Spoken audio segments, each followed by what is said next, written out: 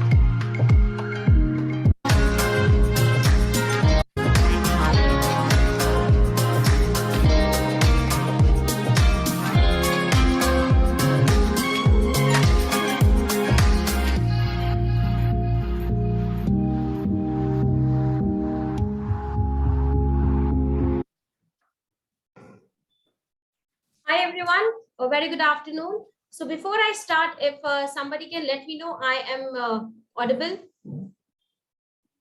Yeah, Ekta, you're audible. Thanks, Shubha. Thank you so much.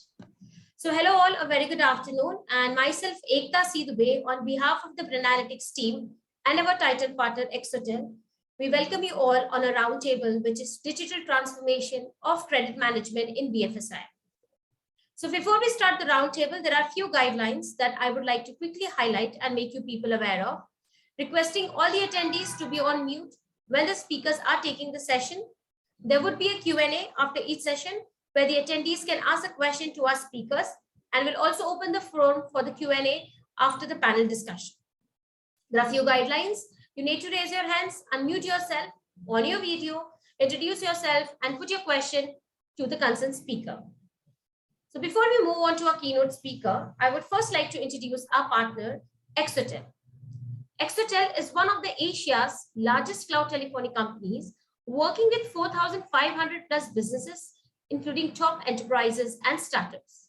They solve communication problems for various industries, be it automobile, e-commerce, BFSI, Fintech. Exotel is a secure and reliable business phone system on the cloud, simple to set up, no additional infrastructure or equipment required, enables sales and support teams irrespective of where we work from. So now, on this starting note, I would like to invite Shubha Sundaram, ABM lead with Exotel, who will share her insights on digital transformation of credit management in BFSI. Shubha, thank you so much for being here, and over to you. Thanks, Ekta. Thanks everyone, for taking out your time on. I know it is like February, March end, and especially from the collection teams, people will be so occupied. But anyway, thanks for taking out your time and joining for today's discussion. I will actually just take you through a small presentation which gives you an idea about what is Exotel, what are our different solutions, and how specially what are the new digital transformation solution that we are trying to provide, especially for collection agencies and collections in banks and other BFSI segment. Just give me a minute. I'll just share my presentation.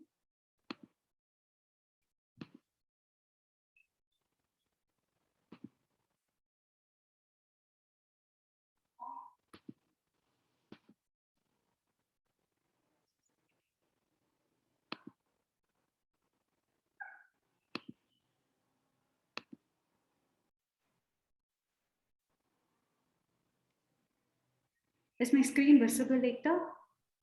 Yes, Shubha. Okay. So without any further delay, I will just explain what is the agenda for today's session. So today, we will talk about how pandemic has changed the BFSI space, especially in the last few years. What all we can do to scale the remote business, especially in the credit management. What are the remote selling opportunities and technology, and what are the remote support and collection opportunities and tech? So this is the agenda for today's discussion. And to brief you about myself, I am Shubha. I take care of account-based marketing at Exotel. I work with different enterprises, especially to help them manage their customer communication part, especially in a lot of BFSI segment. So I'll be actually taking you through the today's discussion and giving you an idea about what an Exotel space and what are the different solutions that we provide. Just a second.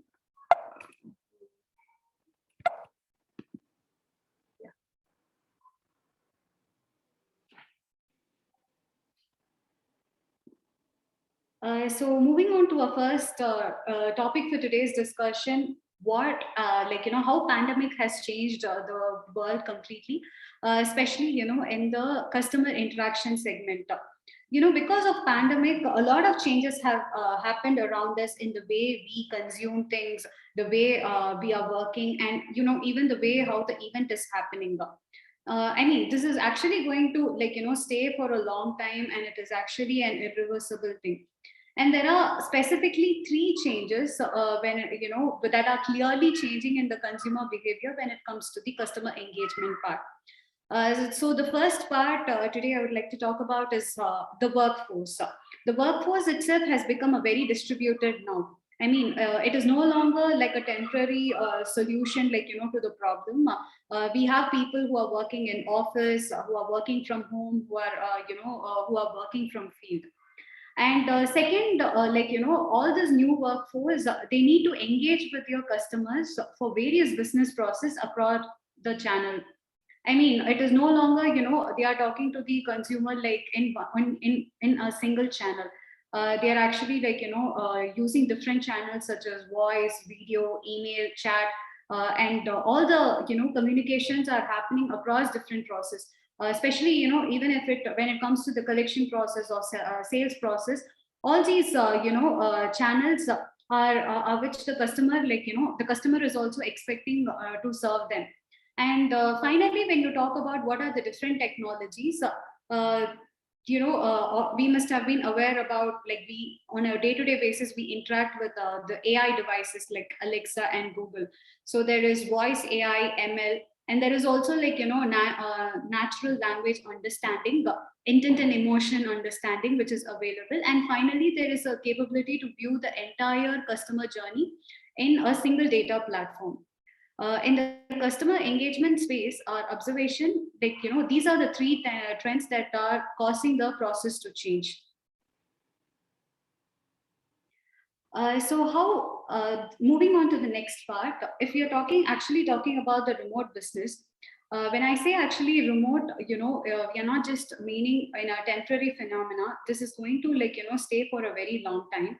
So actually, today I want to talk about two important process in the in the credit management space.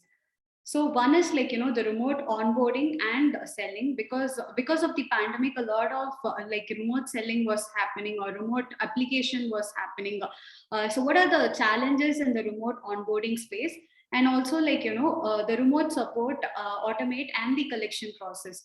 So when it actually comes to the remote onboarding, like, a lot of the forms like loan application forms and everything have become very digitized.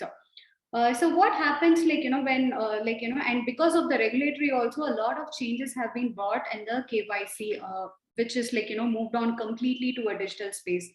So the opportunity is like, how we can actually make this process extremely seamless and remove whatever the friction the customer will have to face.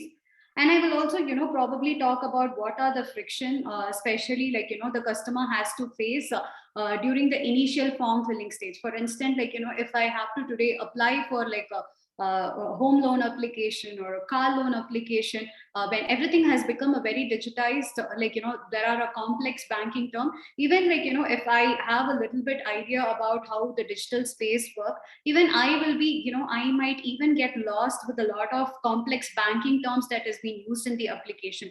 So obviously, like, maybe in the form there will be drop off, and it is becoming a very time consuming process, which has actually a lot of iteration. And the second challenge I would like to talk about is like, obviously the remote support and services, and to little bit like, using AI for the other process such as collection. So some of the challenges, when it comes to the support and the collection process is it's a very human intensive process.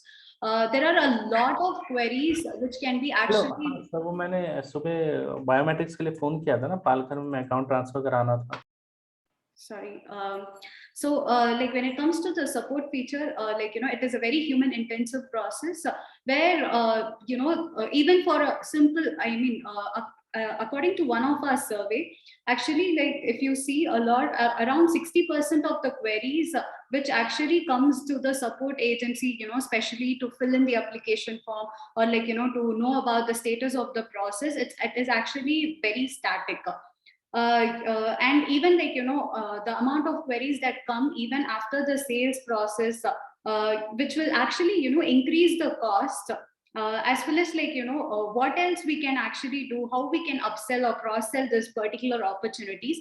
And like, and still like, how we can handle the expectations around SLA and turnaround time. These are, some of the challenges when it comes to, remote support and services. And moving on to the second part, which I wanted to, stress upon, is actually the collection process also. Because I have spoken to a lot of leaders who specially told me, like, the collection process during this pandemic time was very difficult. Like, it was like around 50% only, because not a lot of field sales people were involved. A lot of the process was removed, and even the customer, like, they were actually getting a repeated calls. Mostly like, these are some of the challenges. Like, most of the people, like, they will block the numbers, or because there is no personalization even for the consumer end, when they are actually getting a repeated communication, even when they might have actually paid their EMI. And a lot of actually manual efforts are put around these static tasks, because the collection calls are very huge, and the amount of people, like, who are supporting it is also very huge. So the next I would like to talk about, like, the first part of the problem, that is remote selling. What is the kind of the solution that we try to provide for remote selling is, even though, like, the digital form looks to be something which is a very trivial, like, in most of the cases, like, for the people, it is actually not it's not a trivial one. Even, probably I might require a lot of assistance, like, when probably, maybe I would have to talk with a human agent who can actually support me to especially, like, fulfill the process without any friction and possibility, like, there is no drop off. So what is the solution that we actually try to pitch in is, like, it's a co-browsing thing and a live chat. So imagine, like, when you're actually filling a form, you could actually have a live agent to assist you while sharing a screen, and help them to, like, actually, fill in the forms. It will actually change quite a lot. Using a co-browsing app, the agent, they can actually see the customer screen, and like, even in the live chat, they can ask the customers to actually, like, help them to upload few documents. It will help them to fill the form and complete the onboarding process. We have been actually quite working with a lot of banks, ICICI Bank, Kotak Mahindra Bank, and these are some of the conversion rates they have actually come across. So what are some of the business benefit and impact with this solution is particularly banks especially have seen 15% uplift in the first time conversion rate. For example, in 10 minutes, in a 10 minutes and the session agent is doing, the form fills are increasing by 15%. That means if 100% are filling the form, 15 additional people are able to complete the process of filling the form. It is an extremely straightforward technology. I would like to actually showcase a small video, to understand how this process actually works. Customer onboarding has become Ekta, is the volume audible? Yes. challenging with the ongoing pandemic, as people are not willing to meet agents, nor willing to go to branches. Agents can no longer meet customers for the physical onboarding process. All in Call brings to you Cogno Onboard, a unique remote customer onboarding platform that uses co-browsing plus live chat to onboard new customers virtually. Now, with our solution, customers can get real-time virtual assistance with just a click. Customers on the website can click the Connect with an Agent button and get connected with an agent in a virtual session through secure authentication and without downloading anything on their side. The agent can then see the customer's browser tab and can assist them in real time for the entire form filling journey. However, the other tabs on the customer's scene are not visible to the agent. Our solution has some interesting features: real-time scrolling and mouse pointer location for a seamless experience, assistive guiding, live chat and document sharing, and masking sensitive information on the agent side. It's a plug-and-play solution with no download required at the customer's end and can be easily integrated with your current CRMs for the agents. What differences we create with this? Get up to 25% increase in conversion rates and up to 50% reduction in onboarding time. Our solution will give you reduced iterations and, most importantly, increased customer satisfaction. Want to know more? Get in touch with us. So I'll actually cut out because it's going to be pitch. So what we are actually trying to tell is without any download from both the customer as well as the agent side, the two are now able to collaborate and do the form filling process with almost 15 to 20% conversion, which is actually more significant. And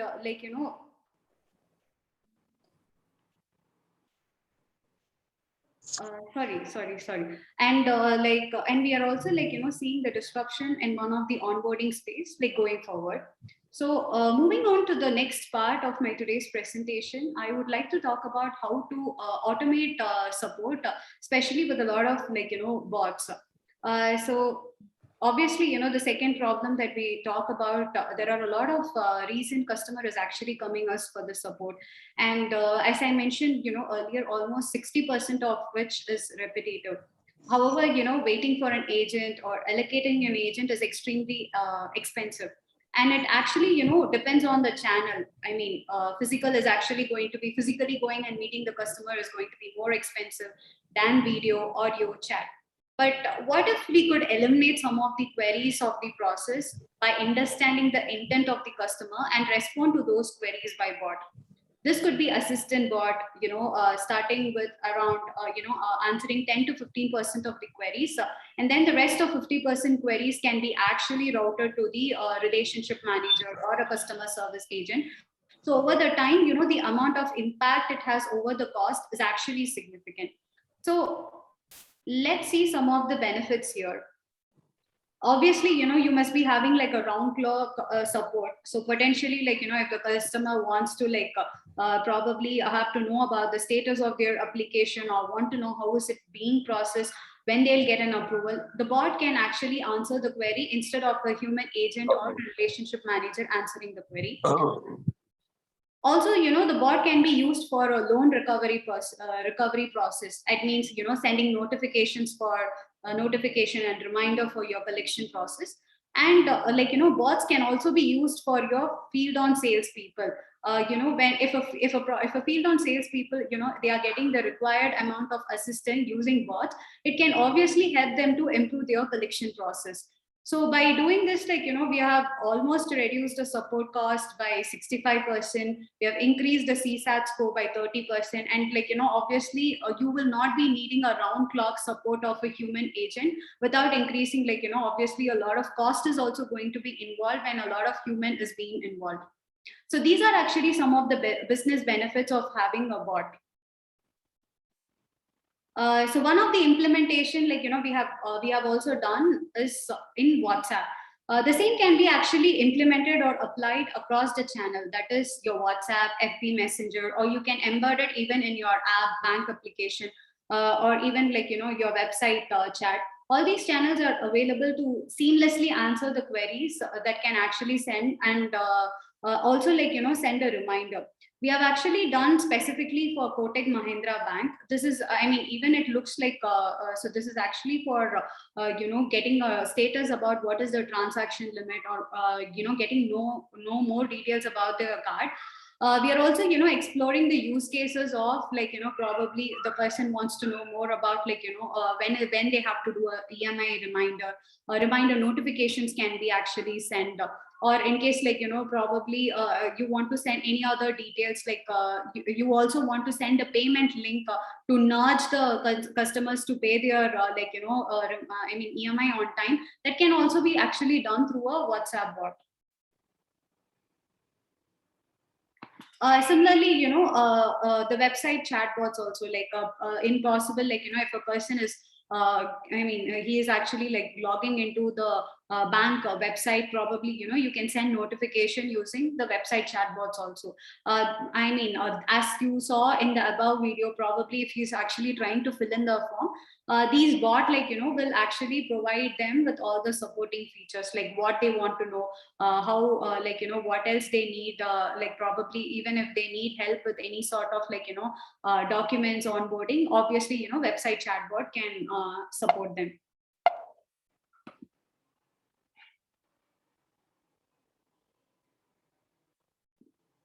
So moving on, in a nutshell, I want to give you a very, very brief idea about what we are actually trying to do in Exotel.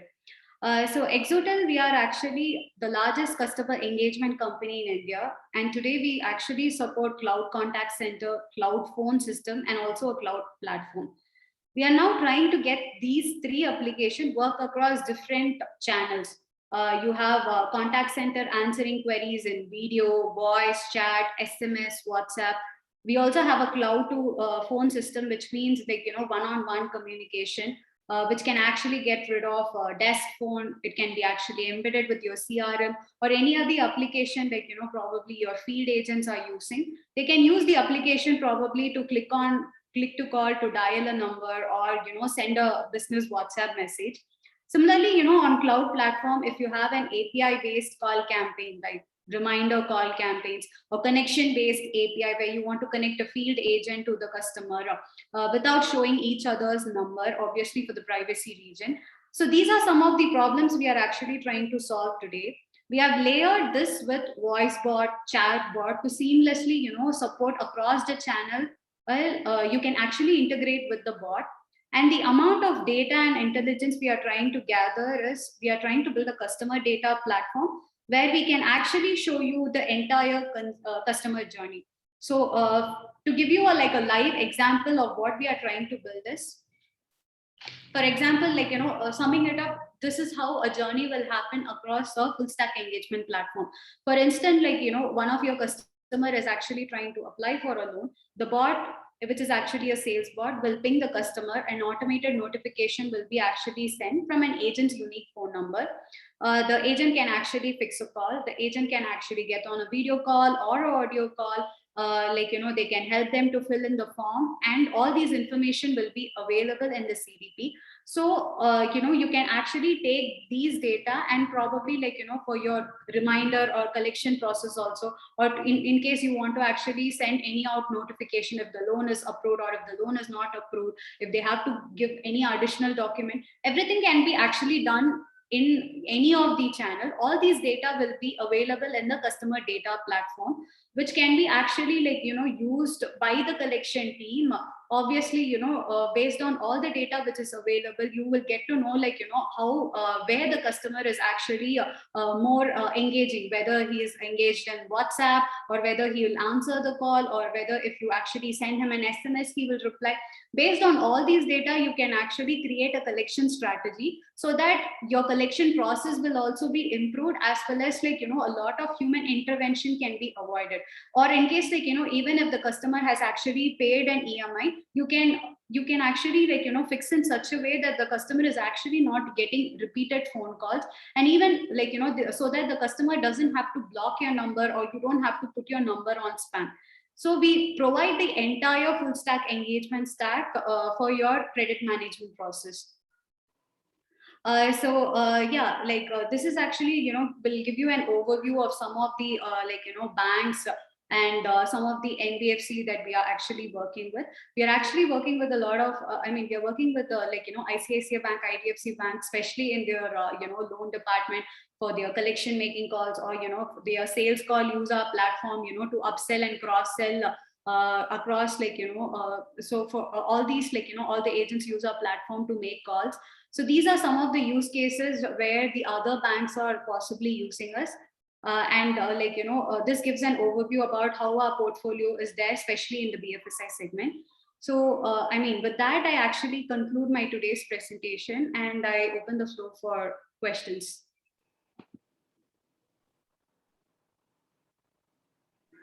Thank you, Shubha, for sharing your insights. So, as Shubha mentioned, do we have any questions? We would love to take it from here.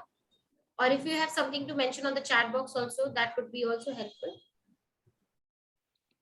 So as I've said the guidelines, you can raise your hands or directly pop your question to Shubha. We'll wait for a second, Shubha. Yeah.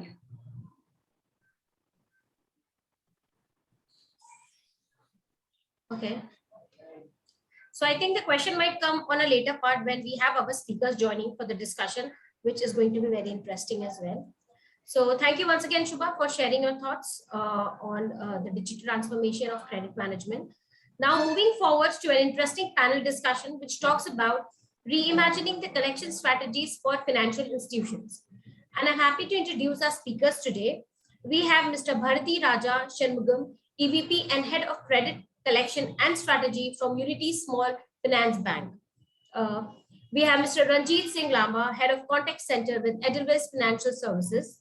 We have Mr. Anurag Kumar, Business Head Collection and Credit Improvement with Paisa Bazaar. Mr. Rahul Patil, Senior AVP and Zonal Credit and Operation Head with Cholamandalam Investment and Finance Company Limited. And we have Mr. Sambandha Murthy Venkateshan, Head of Collections and Recovery with Fincare Small Finance Bank. And again, the session going to be moderated by Shubha. So Shubha, over to you with all the speakers. And thank you all the speakers for taking out your time in the busy month and sharing your thoughts with our audiences today. Thanks, Ekta. Thanks for the introduction. So the topic for today's discussion is reimagining the collection strategies for financial institution. Before we begin, we actually have a strong panel with us today. Please join me in welcoming Bharati Raja Shanmugam. Hi, Bharati Raja. And next is Ranjit Singh Lamba. Hi, Ranjit. Okay. Anurag Kumar from Paisa Bazaar. Hi, Anurag. Hey, Shubha. Hey. And then Rahul Patil. Hi, Rahul. Hi, Shubha. Hi, Rahul. And Sambandhan Murthy from Venkateshan from Fincare Small Finance Bank. Hi, Sambandhan. Sir, I think so you're on mute. Hi, Shubha. Thank you. Hi. Yeah.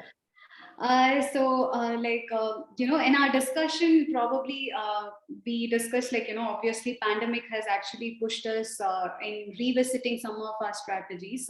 So the topic, my today's first question will be, what was the communication strategy, especially for the credit management during the pandemic? Because before that, the country always had like a traditional way of approaching especially like, when it comes to the financial products where people like, even my father was working in bank. So I still remember like, going to visiting to bank, sitting like, for the application or like getting to check whether it is getting approved or not. So everything like, was face-to-face interaction. Because of pandemic, we were like, kind of pushed to do things remotely. So how do you think like, the relationship between the agent and the customer was impacted during this change? And how did you like, what was your strategy and how did you work around them? Samandan Murthy sir, if you can actually give your insight, it will be great. Yeah, see, compared to whatever is happening in the urban market, no, mine is different. Most of my locations where my customers are in the urban field rather than, rural area rather than urban.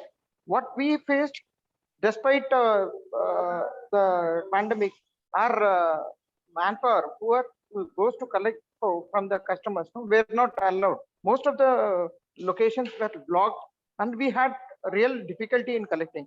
Though the customers are interested to pay, we were unable to collect it from them. So we tried to organize. This was the first change from the traditional way of collection. We identified Razor Pay. We tried to make some Google Pay, Phone Pay options, which we have to do. In addition to that, we organized some DSAs who are doing for other banks. We asked the customer to go to the other DSA, nearest DSAs, from there to transfer money to our bank account. We organized a lot of things in addition to our traditional way. We organized a Phone Pay, one Phone Pay or any UPI mode. Other than that, we all this agents to make the payment on our behalf. In fact, we also made some payments there. A post office, I tried through post office, where the postman who goes to the field.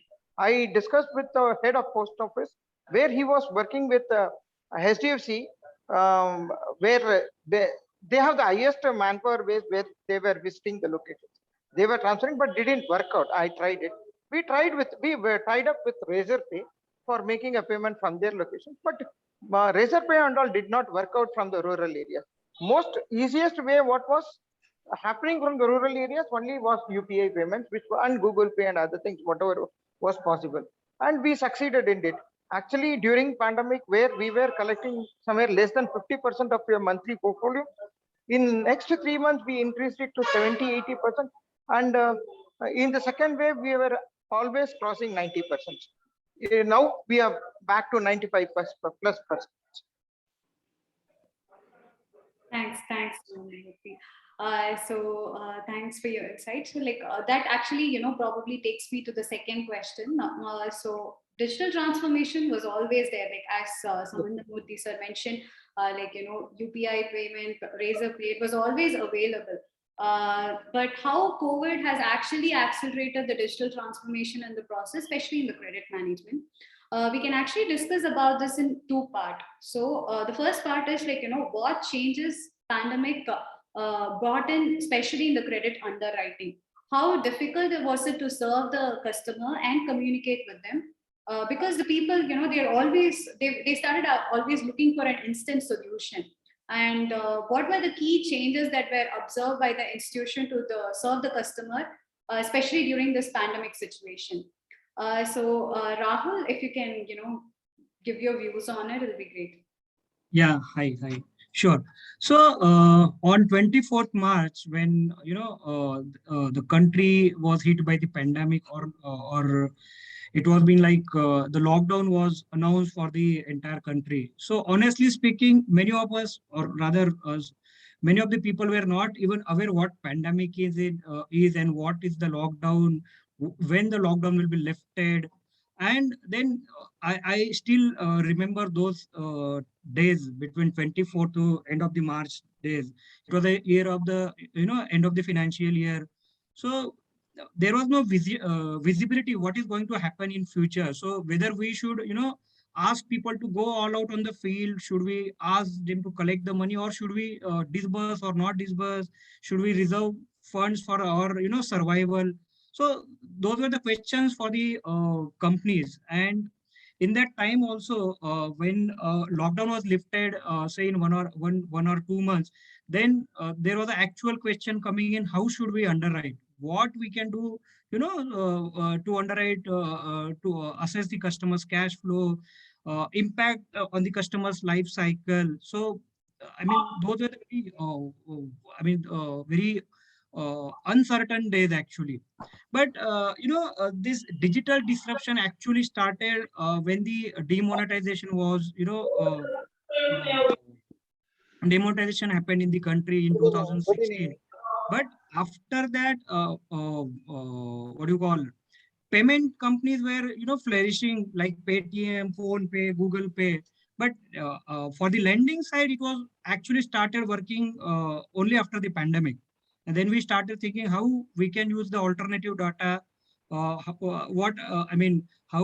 so as we people say generally, whenever adversity comes, it also has the opportunity also. So how we can underwrite it, how we can, have a contactless underwriting. Then we started utilizing video personal discussion, or probably we started using digital channel to the gather the data from the alternate data solutions. So honestly speaking, in last 2 years, our Indian lending history has transformed well, and now we can see we can actually live in truly digital world. There is long way to cover it, but still, yeah. Thanks, Rahul. Bharati Raja, if you can actually share a little bit your views on this. Well, thanks to Rahul. I think Rahul has covered the main part, that what kind of it was a complete shock for everybody. No one was used to this kind of expectation, lockdown, or collection industry, or credit industry, or underwriting industry. I mean, process without meeting, without having a physical doing this is like something which is not in anyone's domain. But I think now one thing we can say that with fintechs, or with taking clues from fintechs, this is the time fintechs have actually capitalized their technology. So most of the banks and BFSI segment is also now moving into this kind of a segment too. I can give you some examples. So previously, generally, whenever any login happens, it's more of a physical form. And I think you also covered a lot of things in your presentation.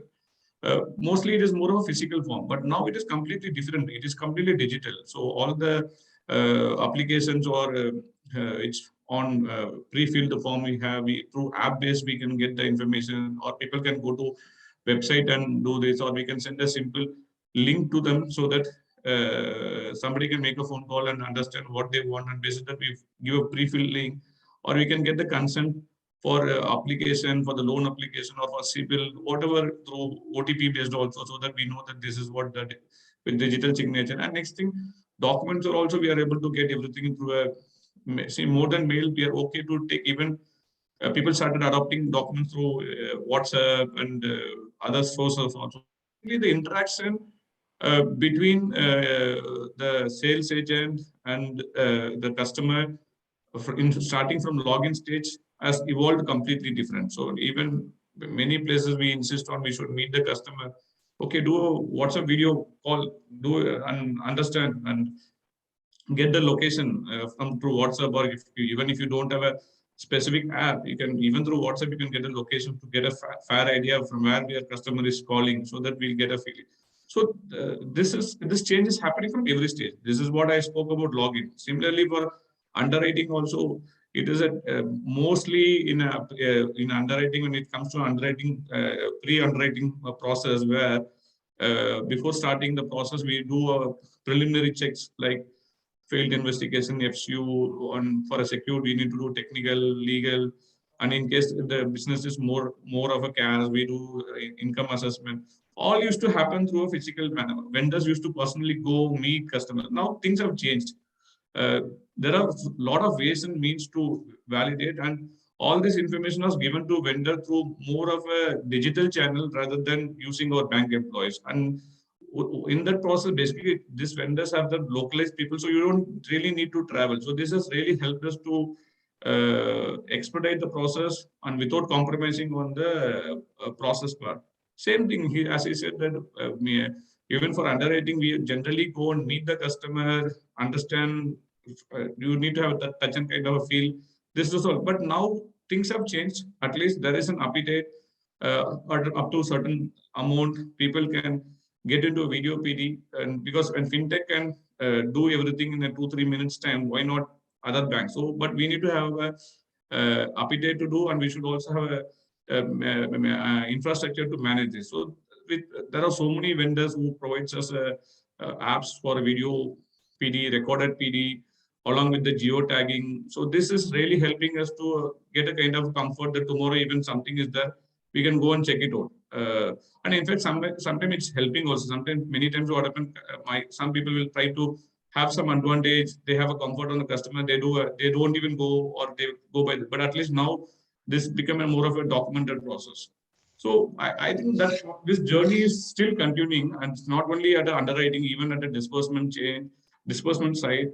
Plus, even the reliance on the dependency on now on all kind of alternate data. I think there are so many people in the market who is able to provide a lot of alternate data, where we can integrate with this kind of a software, which will help us to get a simple scorecard, so we can move it. So I think the concept of manual process, as I can say, at least it has gone out at least to the range of 70 to 80% now. There are only 20%. For that also, it will change once we have an appropriate technology in place. Thanks, Bharati Raja. So, obviously, like, since we told that we are dividing this question into two parts. So one was the credit underwriting, and second, obviously, during the COVID, the entire digital collection ecosystem has changed. So my next question will be what was the change, and how did the behavior of the customer have changed, especially in the collection perspective, along with what is from the lender's idea. So Anurag, if you can actually give a little bit brief about it, it will be great. Yeah. So thank you so much, Shubha. So basically, when we see collection as a process, so that comes primarily at last of the priority. You pick up any lender, whether it's a fintech, whether it's a large scale bank, everybody do plan for how much do we disburse, what the book size. Some focus on the credit underwriting. My colleague very well explained that we move from physical papers now to little digital, little analytics. But if we closely look the collection per se, though it happens to be the most important part of any company, because that is something that department manages your P&L. If you don't collect well, you won't be able to disburse well. But in last 2 decades, if I'm not wrong, not much have been implemented and adopted, though there has been a lot of technology disruption. People have helped, UPI has helped to, let's say, collect payment digitally. There are fintech companies or payment gateways who have helped in setting reminders, sending links which has a lot of information already pre-filled. But when we talk about customer perspective, which has primarily been ignored, so the customer have become very choosy now. The customer is setting conditions while you take any product, whether he's buying from Amazon, whether he's buying a loan product. Now customer want to lay down his own terms, and there has been two problems which has been very unaddressed in collection per se. One, reaching out to the customer at his convenience, because now the customer want him to be choosing when he has to be contacted, and there has been a lot of things which has been happening. Customers have been going to the forum saying that, hey, you can't reach to me after a certain time. It has become a problem for the lenders, because somebody, if I as an HDFC bank has given a loan to a person, I owe all the right to reach out to the customer. But at the same time, customer also have a fundamental right saying that please come to me in this slot, or let me choose what happens to me, because it's a bi-party agreement between two parties. You chose to lend me based on my credit worthiness, and I choose to give it back to you. If I default, there are certain conditions as per the agreement which you can, let's say, choose to charge me, and that has become a dispute now. So we at Paisabazaar came across this problem in the pandemic. So people know that Paisabazaar happens to work with almost all the big financial banks, NBFCs, and fintechs. So we received a lot of uh, query from the financial institutions that can you help us with the debt collection? Is there a solution available to you? So what we thought that why not help? So we primarily work towards the lending side. We help our borrowers to get the right product. But from collection also, we thought of why not create a lending. So there is a lending marketplace. There is no collection marketplace. So if we can create a marketplace for the borrowers, for the people who have a debt delinquency or maybe some problem with their bureau score, wherein they can come, they can see what the problem is. We as a financial service provider or as a fintech company can provide them with all the available options. So customer can come, see the problem, choose what the best solution for it. Maybe a full payment, maybe a restructuring, maybe a settlement, maybe a credit separation.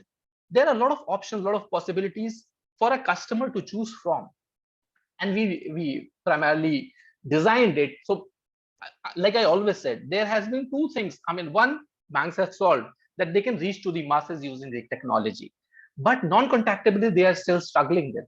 There are customers who don't want to speak maybe because of the embarrassment, maybe because that he won't be given the choices, he won't be given the complete information. There we try and created this option for the customers. And if I talk about the numbers, Paisa Bazaar, as we speak, would have at least 25 million registered customers, which is like 12% of the entire credit bureau. So if I speak to any bank, whatever be the lending book, at least I'll have 12% of their customers, regular plus default, with a new updated number that may not be with the bureau, that may not be with the bank. So that we said, well, why not help our partners? So we tried and created this process where a customer doesn't have to meet anybody, not a banker, not a Paisa Bazaar employee, not an agent. He'll come, there will be a remote operations, whether through WhatsApp, he can choose. He want to talk on WhatsApp, he want to do SMS communication, he want an interactive session through a bot or a telecall, but it's the customer who chooses. And when we give this choice to the customer, then he opens up, then he speak up. When I as a customer choose that, fine, give me a call, I want to understand what the problem is, then the possibility and the probability of him resolving the dispute with the lender becomes very high, vis-a-vis when it is the other way around. Then you reaching out to the customer, he's not at convenience, he don't have money, he don't have intent, anything, but the problem still remains the same. Till the time customer doesn't have the intent or money, your dispute is not going to be solved. So this is the in nutshell what I have observed, that this perspective, it has not changed into the collection percent. There are a lot of big banks who are adopting this. They now understand that it is the customer consent, it is the customer choice, it is his willingness and convenience, which is very, very much important. And when we did this POC with a couple of big banks, we saw great success. So there has been a traditional way wherein people reaching out to the field. We don't go to field. We don't, let's say, talk to the customer face to face at any point in time. But the result what we obtained when we took this approach, that customer was given all the choices, all the options digitally. He was reached at his convenience, at his time. When we are physically not there, he always have that session talking to him. Then the results what banks saw was very, very impressive. So this change primarily has come, and it has come to all the products. People are coping up, people are, let's say, adopting these things, whether it's few of the features which you covered in your slide, through the digital transformation, through AI, ML, or maybe a WhatsApp bot. So these things, these tools are very, very important at different stages. So this is my view, and this is what we have observed, that this has happened, and that basically also propelled us to, let's say, work a little more closely, a little more aggressively into the collection specific domain. Thanks, Anurag. Thanks. So Ranjit, probably you can give your idea of how was your digital collection ecosystem. Thank you so much, Shubha, for that. While my colleagues have already, covered up a major part of it, Anurag, rightly said that, collections is always looked as the last leg, of, getting the money from the customer when he's bounced and stuff. See, my view is very different, when we look at collections as such. So the first thing is, when an EMI is due for a customer, there has to be a lot of activities that should go before the EMI hits into the account, which majority of banks actually do, like a reminder calling, sending him a message and stuff. Recently, there was an NBFC that I was working closely with. They had designed a beautiful, PDF, which goes to a business loan customer, which says that your credit scores, which is an actual credit score, which comes into his, say Anurag has a loan with us. So your credit score is right now 700. Your EMI is due on the 5th of the month. If you bounce this EMI, your actual credit scores would hit by 30 points and it would come down to 670. Now, when a customer is actually looking at that, he would try and arrange some funds, initially itself before the EMI hits. Now, given the situation during pandemic, everyone was short of funds. A lot of businesses were shut down. People didn't have money. That's when the biggest name in the industry came out, which was the moratorium period. People never understood, actually. We had never heard what is moratorium. People never knew what exactly are the implications and stuff. But a lot of people actually applied for a moratorium, got a relief out of it, not understanding exactly what would happen 1 year down the line to the existing loan that they have. You're not paying anything right now, but that interest which is accrued for the last 1 year would again get added to your own principal, and then you would be paying interest on the interest amount. Now, people didn't understand this complete concept and they went on taking moratorium, which in a way during that time was a biggest loss for a lot of banks, a lot of NBFCs and stuff. How to get this done? There are a lot of emailers, SMSs, WhatsApp communications, which were ongoing to the clients to help them out. As I said, reminder calling is one part, which is very crucial, before the EMI hits into the account. That feedback has to be cascaded to the entire, maybe a sales team, maybe collections, maybe, even the credits team. Second point that I would like to highlight is the early bucket cases, early release cases. Say there are cases which are in 6 MOBs. Now, 6 MOB means disbursed in the last 6 months. Now, these are cases, if these are bouncing post the stringent rules laid down by RBI, done a thorough credit check, salespeople meeting, not meeting, documentation and stuff. Now, if these cases are bouncing, it's a very dangerous situation to, for any organization or any business to be in. Initial 6 months, the customer shouldn't bounce at all. And, as far as my thoughts go, it has to be sales, credit, and later on collections responsibility to get money from these first 6 months, early cases. Second is, now, when we say that, these cases would be bounced, the early cases, my thought goes, customers, actually organizations should involve collections team, heads of collections, maybe area manager, maybe a regional manager, collections managers who are there, while they're disbursing certain accounts, high POS cases and stuff. The reason why, because credit sales would always do their due diligence check. But when a collections person is also involved in the activity of disbursement, that's a strong 360-degree view, coverage to the loan. I know that if I'm a collections head right now, I know these are the locations, maybe this industry in this location bounces in the last 6 months and stuff. I know that, they would definitely have a issue, repaying, because there's an issue, or there's a situation where they may not get money. If collection says do not disburse, or try and have a controlled disbursement done onto the account, that will help a lot of banks and organizations, keeping that collections book very clean and clear. Bots have always taken, in the last 2 years, voice bots have taken a lot of lead, while collections activities have gone. Reminder callings can be done through them. There are a lot of other activities. They can use SMS as a campaign to them. Voice bots, once a customer says, yes, I would love to make a payment right now, the bot immediately sends a message. No one has to actually go and, meet the customer. Now, bucket cases where the customer has gone 1, 2, 3 bucket, there a physical meeting is definitely required, because the customer may be an NCNR for a telecaller or for a bot. Now, these meetings have to be done in a very strategic way, because these collection officers, managers who are there on the field, they have the entire 360-degree view of the customer's portfolio. They know this customer already has a loan with A, B, C, D bank. Is he making payments to them? a lot of analytical work has been, ongoing for the last 2 years that I've seen in the organizations that I'm part of. Now, analytics actually looks into your collections book as well. Which customers may bounce? There's a lot of analytics which goes. You can tag a customer as a green customer, saying this customer has not bounced ever. You don't need much collections activities going on to this customer. A customer who maybe has bounced once or twice in the last 6 months needs some reminders and he makes in the payment. There's a customer set which is a red customer set where a lot of hardcore collections activities has to go. So reminder calls, SMSs, collection field visits, a lot of things can be done.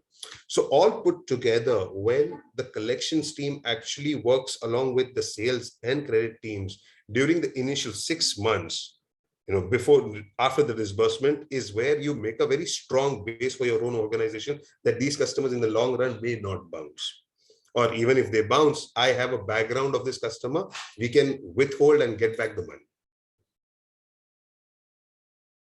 That's my, maybe, I can add up something later on to the other points which are there. Thanks, Ranjit. So yeah, as we spoke about digital transformation, what has happened, especially during the pandemic. It also led into how different channels we're using during the pandemic. Customers are looking into omni-channel communication and they want hyper personalization, which is actually moving into WhatsApp channel, which is actually involve the other cases like AI, machine learning, NLP, chatbot, WhatsApp, obviously reminder calls, like automated calls. So what has been your channel strategy to especially improve your collection process and keeping future in mind when you're choosing the channel, for the communication that has to be gone, especially for the collection process, or to cross sell or upsell your loan process or something like that? What channel are we I mean usually the BFS segment are keeping in mind? So Anurag, I would like to hear your views on this. Yeah, so I mean, like Ranjit just mentioned, that early reminder calls and these communication stands very important. And when we look communication as a strategy, primarily it is limited to 3-4 communication medium. One, which is the most expensive, that you go meet to the person face to face. Second is the SMS. Then comes the telecommunication medium, either through a voice bot, recorded message, or a telecall, and then newly added WhatsApp. But so when we see, and especially in past 15 months post pandemic has hit, now people have started looking. So because now the delinquency book for each bank has tanked. Earlier, people had X amount of work to do. Post pandemic has hit, this moratorium has come into the place, the books has doubled and tripled. Now people have started doing the prioritization piece. So now the question is that who to talk to first, who to talk to second. And still the targets are same. Bank has the same target of NPS that they want to keep into single digit. Ranjit is able to echo with me what I'm trying to just cascade. So now the question is not about where to reach, it's about who to reach first. And there comes the AI and ML. And now the amount of analytics which is going into the collection is huge. People are looking at data from all the sources. We do that. So let's say earlier the situation was, it was limited to the area the customer is living, whether it's A, B, C category, the kind of job he's doing, male, female, the company he is working, and then there was a voice over feedback. It was through field or let's say call, and some feedback from the reference. This was the analytical variables. But now when we see the analytics, it comes from whether the customer is a NTC, whether the customer, it's his first loan, it's his multiple loan, how the behavior with other lenders has been, how many bounces are there, what kind of behavior he's showing with the bureau, whether he's inquiring for a new loan, specifically in the case of 90 plus, which is the actual problem. Because handling 30 plus is primarily more of a proactive action, which Ranjit explained very beautifully. That If the product is clear in the customer mind at the point of sales, he understood what he has opted for. And then you remind him that this is what is going to be coming, maybe 5 days ahead, maybe 4 days ahead, 7 days ahead, 3 days ahead, depending upon the different product size of the EMI. And obviously the credit underwriting, if the underwriting is done well, the EMIs are in its control, you will be able to control the 30 plus. But there would never be a scenario that you are able to collect 100%. You may have a target that fine, I want to keep NPA under 2%. You will still have people flowing in, and there are certain scenarios, situations which you can't control, like pandemic, like situations which come in business, maybe due to the recent Ukraine and Russia scenario. There'll be businesses incurring losses. There'll be businesses orders which is getting cancelled, which no credit underwriter can project or can estimate. So from that per se, when we do these analytics, then we try and find out 2-3 things. One, we try to find out who can be found. Like I said, a lot of bureau information. Let's say there you got 10,100,000 customers to chase. Now you know a certain set of customer who is a default with you, but he's actively looking out for a loan. This guy, I mean, all these defaulters will come under the same category, 550 to 660 credit score. But under this segment also, somebody looking out for a loan is more likely to pay you because he understands the pain. Somebody who is getting rejected by lenders again and again, you go and do an offer, and that offer may not be settlement, because it is not only about collecting, it is about collecting the right amount from the customer. Maybe a customer, Anurag, can pay you 50,000 vis-a-vis a due of 100,000, and there's a Raman Sham who can pay you 90,000, because his priority, Anurag priority, is that let's close this problem I want to get rid of because of social saying. His problem is he want to come back into the credit cycle. So these analytics are actually helping you to give the right offer to the right set of people. Now I'll come back to the query of what is the communication strategy. So basically the communication strategy has now, I mean, I may have a different view from the panel, but now it is more of the convenience of customer.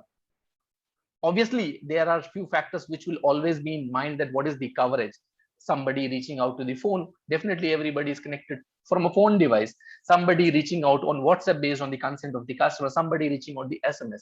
But the strategy is primarily a mix of cost optimization and contact optimization.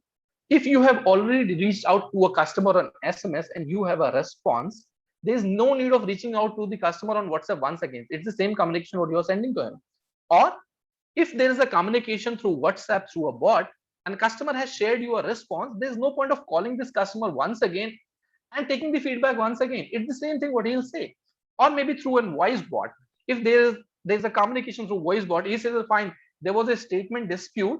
You still don't have a resolution for this statement dispute. You can talk to the customer, he'll say the same thing. So it's more of what strategy you are taking in terms of you are solving for the customer and you are communicating the right things to the customer. So this is the approach what lot of players are taking. There has been a lot of analytics on the email as well. So now, and we do that thing. So let's say now we are giving email communication through the urban population. It's not, let's say, very applicable for the rural customer. So there's a set of customer. We know that these guys are connected through the, you pick up any Android device, there'll be a primary email, and that email has to be logged in every time. So you send an email, it is most likely customer has seen.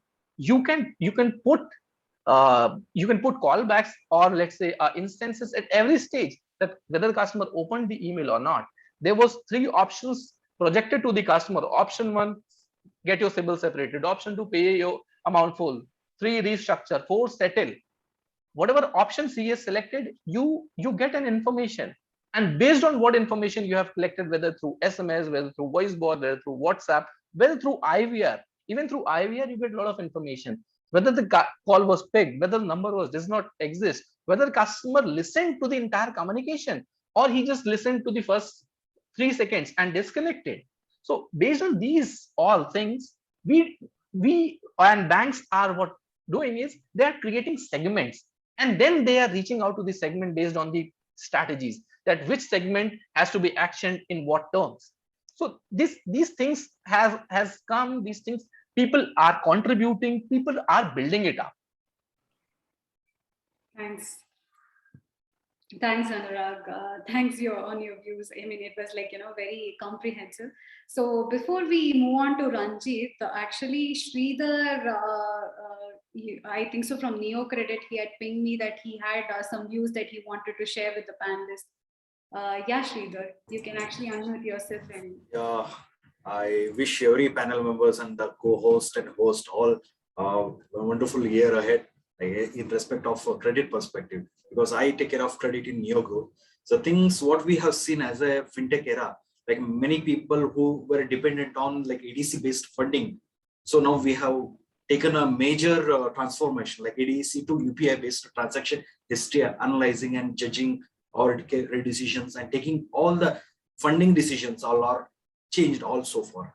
So definitely I agree with all panel members, like initially first phase of corona was totally shocking to everybody. Many people have taken auto moratoriums and we are in such a surprise mode how to judge those customers repayment capacity. And when coming to the second phase, almost all people have understood, like most of the borrowers of many organizations understood auto moratorium cannot be the solution for a long time. So that has changed a lot. And when we are understanding and analyzing the repayment capacity and intentional issues of any borrowers who took the advantages of this particular bad situation. So that is one thing. Like as an organization level in fintech capacity, what we have understood, approaching customers who are in bad shape during first phase was real savior for everybody, because at organization level, every vertical, irrespective of whether it is credit, business or collection, should work as a solution managers rather than a credit manager, collection manager or sales manager. I think that should be the foremost decision at organization level should be taken, so that you should go and contact the customer, understand his level of difficulty, what he has faced, irrespective of the different industry he's there. And because we are all linked to each and every segment. So maybe he is a frontline supplier for some industry. He can be the ultimate consumer for some industry. So what we have understood in BFSI, like many fintechs who had a different style of lending perspective have changed their game plans and game strategies. So my understanding is the transformation because of COVID has made everybody to learn what they have missed out when they are taking a decision, funding decisions. And second thing is that, as rightly I thought of to put across to the panel members, so this was the time which taught us to be a solution managers rather than sales, credit and collection. So that is what I wanted to present in front of you all. Thanks, Sridhar. Thanks. Thanks for your views. We will like to continue the discussion with actually Ranjit.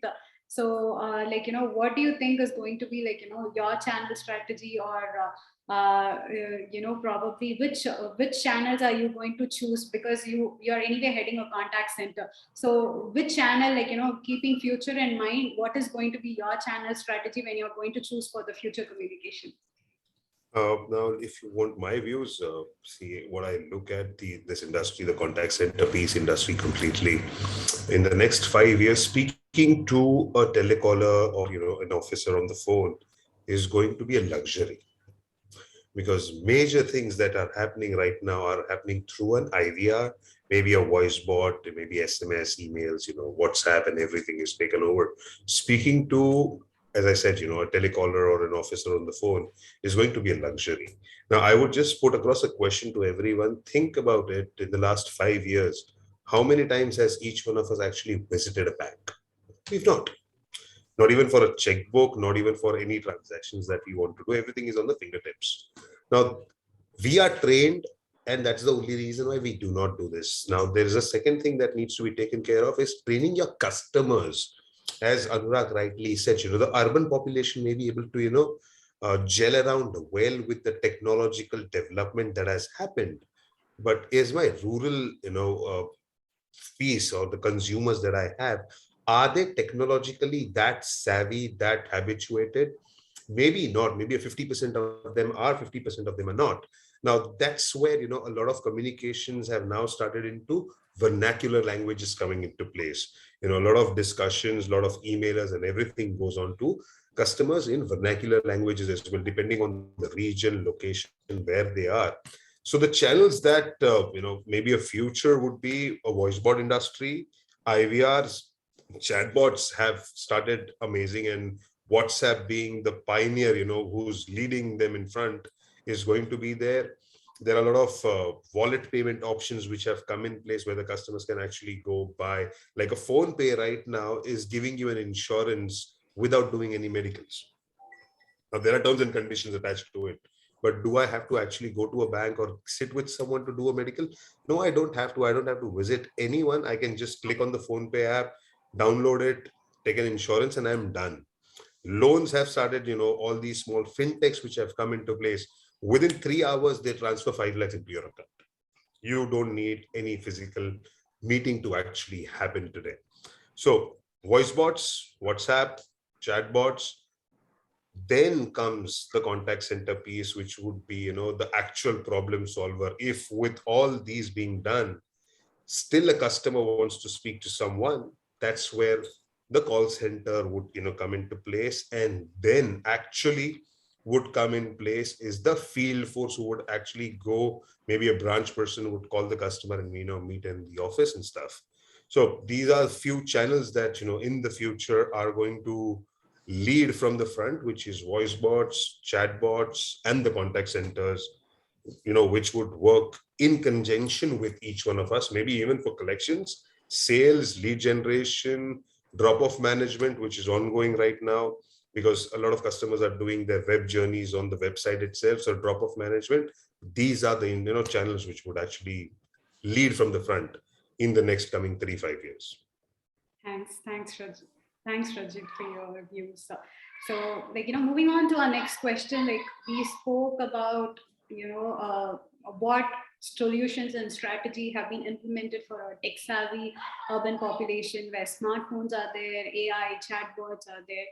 But what will be the strategy, especially for the rural and semi-urban population where, I mean, smartphone penetration is there. There are also a few amount of like, you know, population who doesn't use smartphone. So what will be the collection strategies which can be curated around that? So Bharati Raja, if you can actually like, you know, share your views on that. Yeah, I think we all spoke more about whatever we spoke is more, like you said, it's more to do with urban population as of now. So whereas rural population is completely a different ball game, or it's a completely different way to handle. So generally in rural, it's more of a JLG kind of a lending, or a group lending kind of a lending. Microfinance, basically microfinance is what the majorly happen. And we have some amount of some kind of a consumer loan or retail loan segment we operate.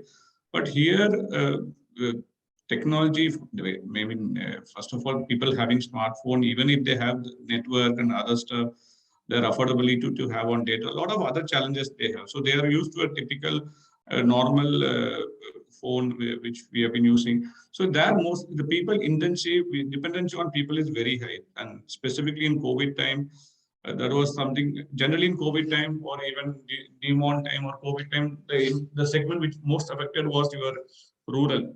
Because in urban, still people were in lockdown, but the people were still earning. I mean, people are still working or something. They found some way.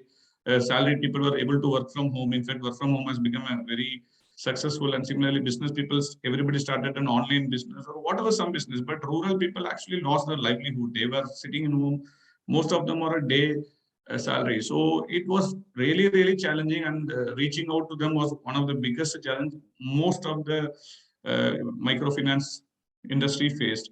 And that time, definitely synergy between generally it's like a sell and collect model. People will sell and they only do the collection, but they handle only at a certain buckets maybe. But during COVID, or still the portfolio is such a way that there is a huge synergies between sales, collections, and credit, even operations for that matter. Everybody in the branch was used for collection purpose.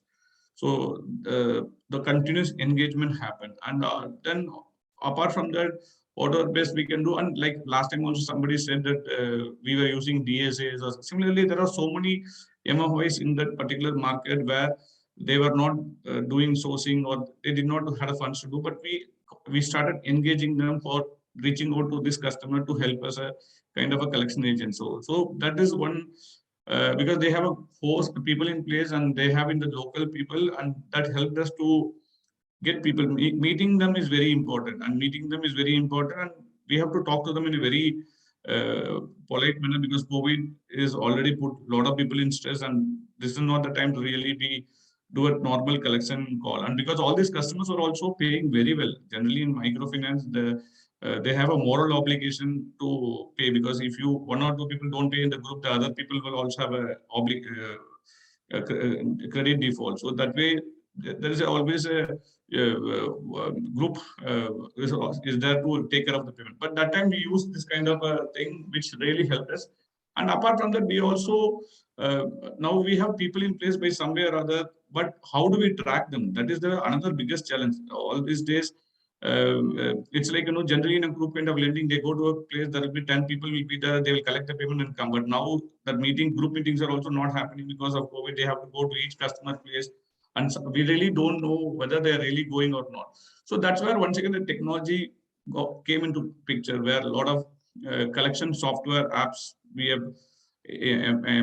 we got into place where it can be been just downloaded in the mobile. So this helped us to, because for us to give the data to them through email is not possible, printout is not possible, giving the data to a collection app, allocation, and collection app takes care of a lot of things, like in terms of allocation, in terms of what you call auto dialing or whatever it is, or whether they say they went and we have a geo tagging to find out actually they traveled or not.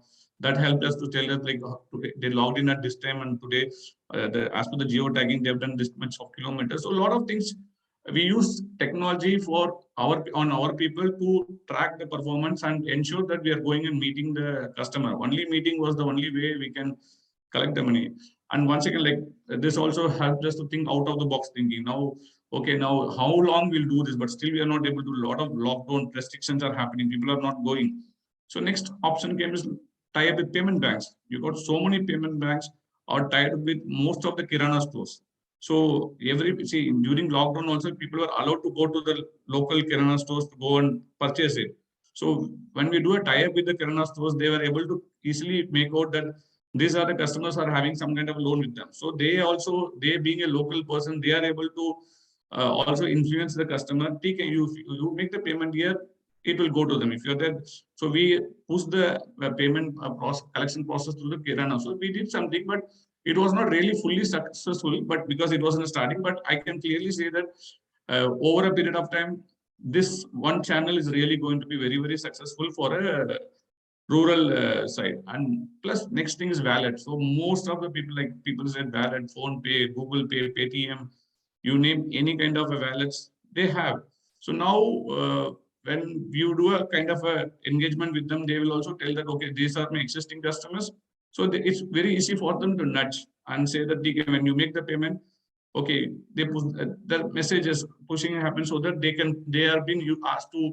They have been given an opportunity to make the payment in EMI. In that wallet mode also. So these are something which is very much possible in rural and which is happening, but it is a long way to go in rural as compared to your urban. Thanks, Bharati Raja. Anurag, you want to share your views? Yeah.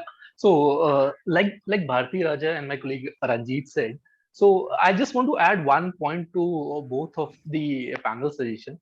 So, Bharti Raja said absolutely right. In COVID pandemic situation, we tried and doing a lot of things in terms of collaboration, whether it was collaboration through a Kirana store or whether it was a collaboration through a payment bank, and in terms of technology too. So my personal view is that going forward, whether it's collection or credit, collaboration is something which is going to be a game changer. Why I'm saying this is because one company cannot have the expertise of all the processes. There'll be companies, there will be fintechs who will be dealing with a size of data which is mammoth. One bank can't have that. For example, if I take like let's say Ujjavan Finance Bank. So our Ujjavan Finance Bank vis-a-vis a Paytm database, the size is 100x. So if these two parties collaborate, the amount of data analytics, the amount of things which can be done for Ujjavan and Paytm both. Paytm in terms of offering products which are banking, Ujjavan in terms of getting the reach to the data of Paytm is gonna be a thing of future. Second point to Ranji, what he said that a telecalling call is going to be a luxury. Yes, it is. And it's not future, it's there. So we got a product in Paisa Bazaar wherein these customers who has a bad credit score. So these customer actually pays us to just take an advice. This product offers only one thing, which is advice. And there are thousands of customers paying $1,000 to us just to speak once for 5 minutes, wherein they actually want to understand that what has got wrong and why their bureau score is bad. This raises two questions. One, that this customer was not very clear with the product what he bought. Otherwise, he would have not reached to a third party, then going to bank, because this bank is reaching, and these are generally 180 plus customers. So this bank would have reached to this customer at least 100 times. He is still not clear.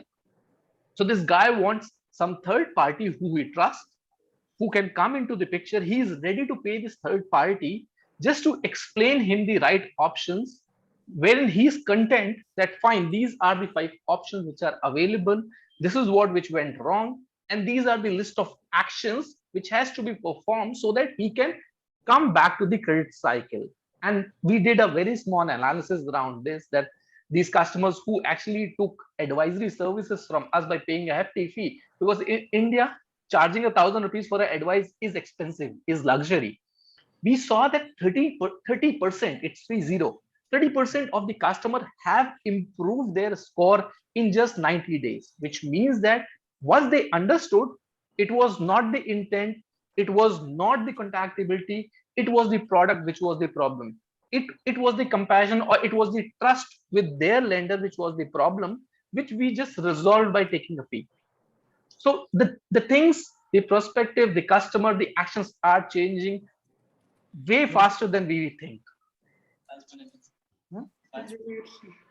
Yeah, I think I just, thanks to Mr. Anurag, I think I missed, this is another important point which I also missed. I think during the entire pandemic period, everybody was focusing on, engaging with customer to making them understand the importance of making the payment. It is just a temporary phenomena, because all these customers in rural used to pay like anything. Openly speaking, I'm not discriminating. Rural customers are much better than urban customer. If they take money, they want to give it money back. It's compared to urban.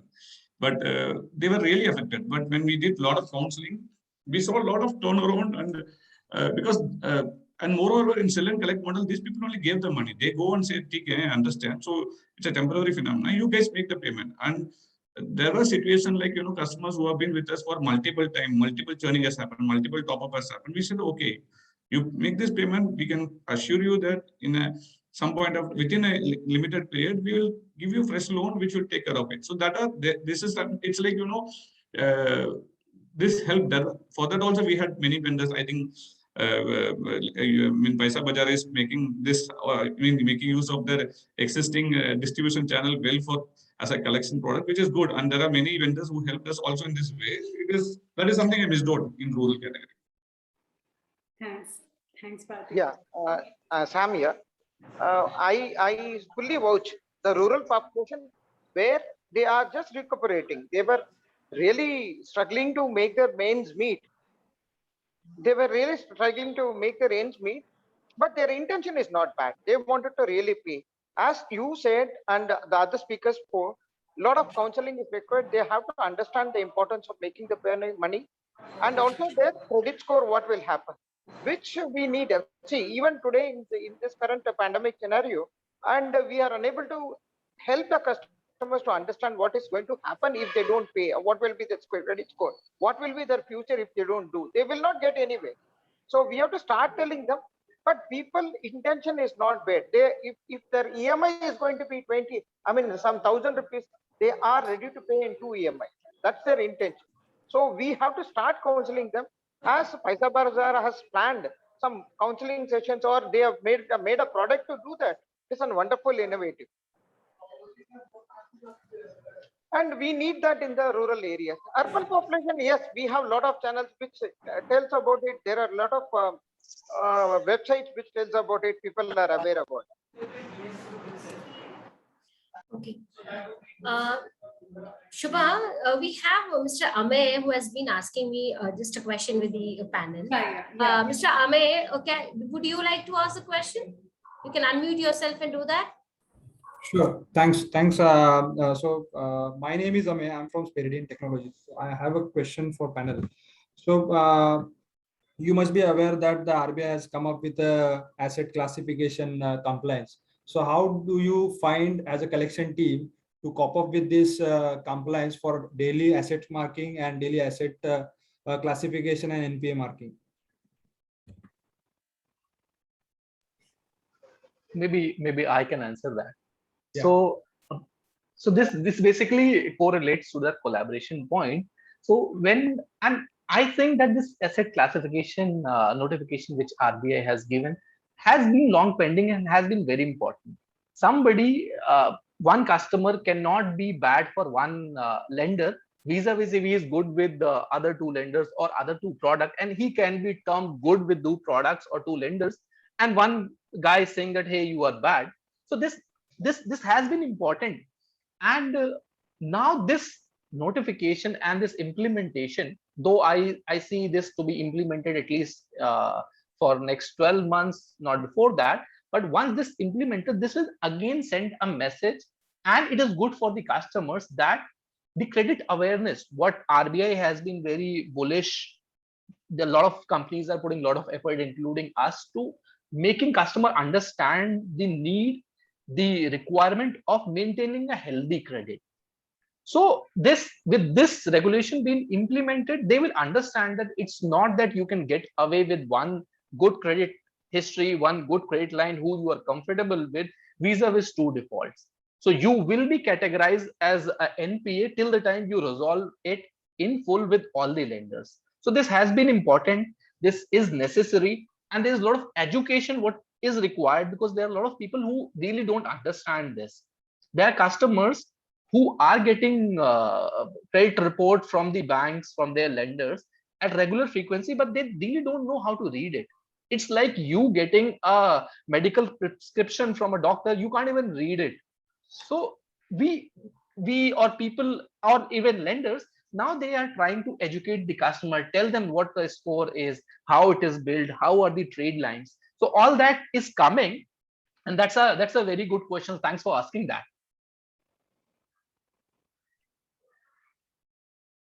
Sure. And one more question from my side. So you're talking about the voice bot or chat bot as a solution. So as a collection team, when it comes to standard account or standard payment or initial bucket, that time sales service or bot can be useful. But what in terms of willful defaulters, when bot fails, what is the strategy as a collection team to collect these payment or to recover this payment from willful defaulters? If I may take that up. Now see, voice bots, chat bots, everything, in the early bucket, as you rightly said, are the best and the most fruitful channels to be looked upon. But, for a willful defaulter and stuff, in collections as well, there are multiple stages that a customer actually goes through. There is a legal action which can be taken against, there are a lot of legal activities which, go ahead. So now that if I am a willful defaulter, I am not answering your phones and stuff, the end solution that remains with any organization is to have a physical meeting being done. A lot of customers would actually go ahead, a lot of organizations would want to get in a meeting with the client, see if he's actually there in the place which was registered as an address for him. There's a lot of skip tracing being done. There are legal actions which might be taken up by a lot of organizations to get the conversions, get the money from the customer. There are settlement options which are given. now, in this last 2 years, there are a lot of new terms which everyone has heard. Restructuring was something which was never heard by, any lender as such, though we were aware that this can be done. Did we actually do that? No. Today, restructuring of a loan has become a very normal, term being used in any, NBFC or a bank. A customer may walk in, say that, I would like to restructure. There's a process they follow. There's a set of documentation being done. RBI is promoting that. So there are multiple things which can be done in collections, not in the early bucket. Early bucket customers, these are easy kill customers which can be used through voice bots, telecalling, SMS, emails and stuff.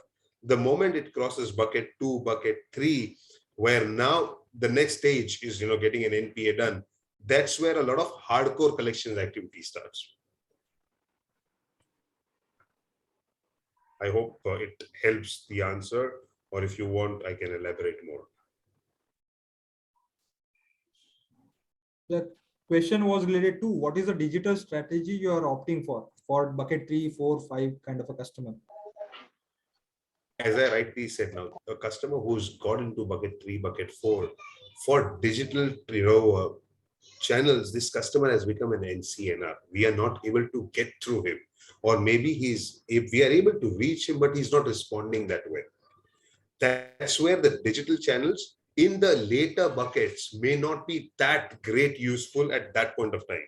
That's where field comes in place. That's the only reason why we would still have the collections team down on the ground to help us out with these customers. Correct. Digital would still be a part of it. So there were a lot of communications, SMSs, emails, WhatsApp, everything would still go on. But is the customer responding? If the customer is not responding to any of these, is when he's actually crossed into buckets and stuff, and that's where he's got into bucket 3, bucket 4. Now, for these kind of customers, as rightly said by Bharat, Anurag, there's a lot of education that needs to go on. There's a lot of communication that needs to be 100 times, as rightly said, 180 bucket customers. We've already tried to reach him 100 times. Is he still responding? No, he's not responding. Now is where the field team would come in place. Hardcore meetings would be done. A lot of communication, a lot of to and fro would happen of data and stuff. And the next solution comes out in place, maybe a settlement, maybe a restructuring, maybe giving him plans to, making the payments, how his credit has been impacted, how can we actually work on the credit and get the CBIL up. A lot of activities can be done. Thanks, Ranjit. Ekta, someone else wanted to ask a question, right? Yeah, Mr. Vinod had raised the hand, but I think he mentioned that the question was answered by the panelist.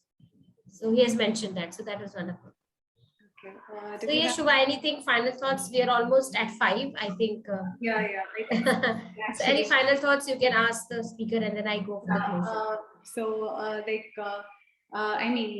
Any final thoughts about today's discussion, like how the digital transformation is going to be, especially on the credit management? If the panelists can, everyone, if you can just do a closing note, it will be great. So maybe I'll start. So from the credit and collection, so I'll just club this. So there's a lot of work which is being done into the credit space, and which is primarily towards digitizing the onboarding, whether it's the customer KYC, whether it's the statement, whether it's the decision making. So a lot of data point which has already been digitized, and with eKYC, CKYC, the UPI in place, the onboarding has become simpler, quicker. Decision making has become so quick that now lenders are able to decision things in 5 minutes, and they can say that fine, it is good to go, not good to go. In terms of collection, there are a lot of technology which has been there, now being adopted. There is a lot of technology advancement and integration which is being done, whether it is payment gateways, whether it is legal, whether it is arbitrations, whether it is lawyers, whether it is things which are, let's say, distribution of cases or decision making or strategies. A lot of automation is being adopted, and there's a lot of things which are yet to be done. So that is on the closing note. The prospect looks very bright. Things looks to be changing much faster. Thanks, Anurag. Yeah, I can say Someone, Sam sir, you have gone on mute. a lot of forms digitally already available. But when you see about the collection perspective, rather than credit for decision making, as he said, in 3 minutes, whether the customer has to be in or not, because you have a lot of options and the data is willful defaulter. How many cases of willful defaulter detail is there? It is not there. It is not there because to prove a person to be a willful defaulter, there are a lot of options which RBI has prescribed. You have to prove that he has and he is paying. Elsewhere he is using it. This data we don't have. Digitally, if you want to say 80-90% of the customers which are regular customers, yes, you have digital options. For the 10% hardcore bucket customers, you still have to think about it and think digitally something should, the data should evolve, without which you cannot do anything. Only one thing what we can do, the court notices, or your demands and other things.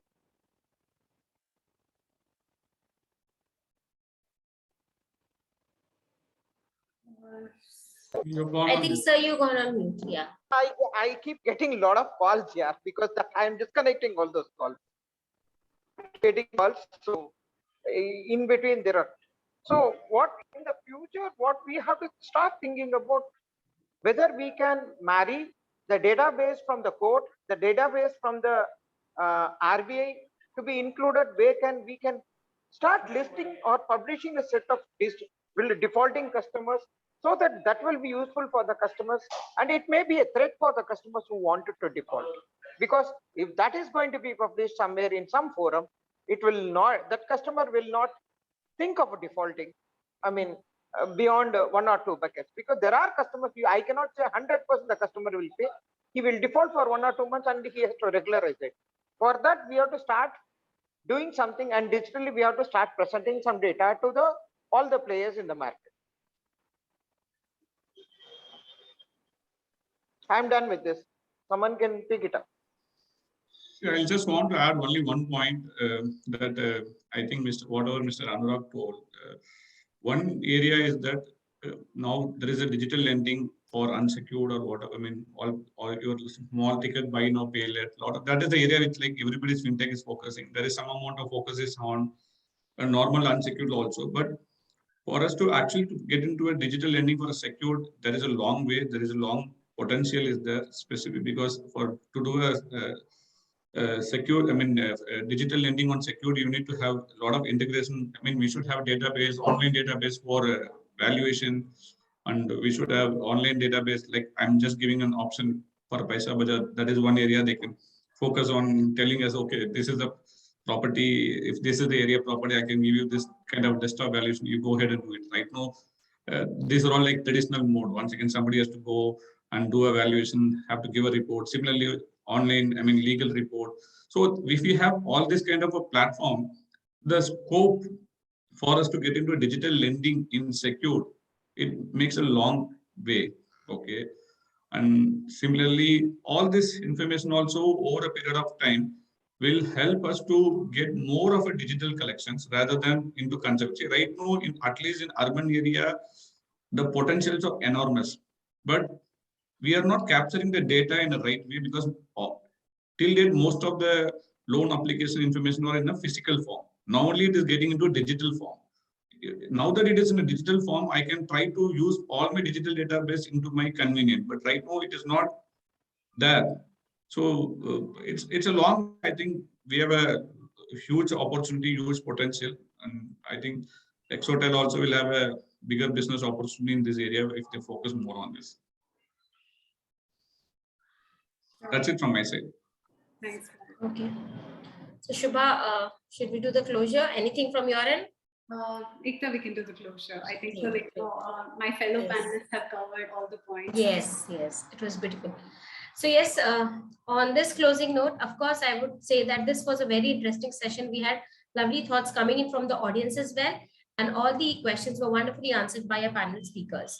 So on this closing note, I would like to thank our partner Exotel and all our thought leaders for taking out your precious time and being here. Of course, I understand this was a month, the financial year is very close by and all the collection heads are very busy, but still the senior audiences and our panelists managed to get time for this. Thank you so much once again. We also thank our partner, and we would be sharing the entire session of the video and the participation certificate and the appreciation certificate with our speakers and the audience. Also, we would be reconnecting with you guys to connect with the Exotel for one-on-one brainstorm session where Exotel would like to explore some interesting opportunities with you guys. So yes, on this note, thank you once again, everyone, and stay safe. Thanks, Thank you, everyone. thank you. Thank you, everyone. Pleasure. Thanks to all. Thank you. Thank you. Bye-bye.